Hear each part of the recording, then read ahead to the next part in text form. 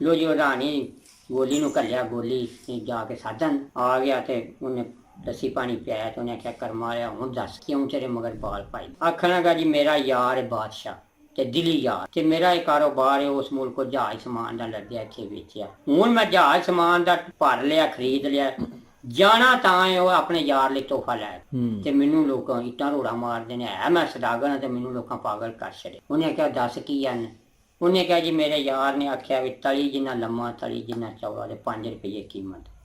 ਉਹਦੀ ਸੁਣ ਕੱਤੀ ਉਹ ਰਾਣੀ ਆਖਾਂਗੀ ਜਾ ਚੱਲਿਆ ਇਹ ਤੇ 100 ਸਾਲ ਨੂੰ ਵੀ ਤੈਨੂੰ ਦੁਕਾਨਾਂ ਤੋਂ ਨਹੀਂ ਲੱਭਦਾ। ਆਪਣੀ ਗੋਲੀ ਨੂੰ ਆਖਿਆ ਜਾਂ ਅੰਦਰੋਂ ਕਾਪੀ ਲਿਆ, ਇਹਦੀ ਜਾਨ ਛਡਾਈ। ਉਹਨੇ ਅੰਦਰੋਂ ਕਾਪੀ ਆਂਦੀ, ਉਹਨੇ ਲੰਮੇਦਾਰਾ ਕਾਗਜ਼ ਤਲੀ ਜਿੰਨਾ ਲੰਮਾ ਤਲੀ ਜਿੰਨਾ ਚੌੜਾ, ਤੂੰ ਤੇ 4 ਗੱਲਾਂ ਲਿਖੀਆਂ।